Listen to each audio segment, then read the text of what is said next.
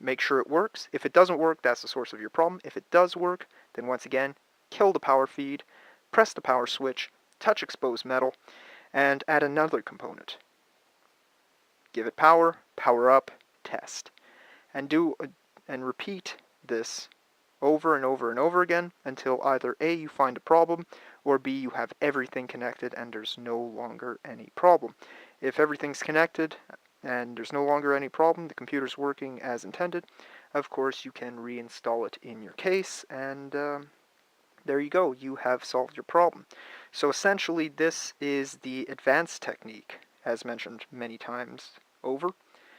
When you're down to nothing, you're down to just a motherboard, heatsink, CPU and fan, power supply, and you're still getting nothing, no beeps, no posts, no progression, then the same order in which you removed the components, you're going to then add the components in that exact same order.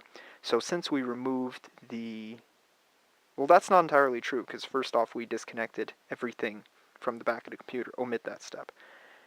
When you're down to motherboard, heatsink, fan, power supply, motherboard, CPU, heatsink, you then add the RAM. Try that. If it doesn't work, power down, discharge electricity, add the video card, power up, and so on and so on and so forth.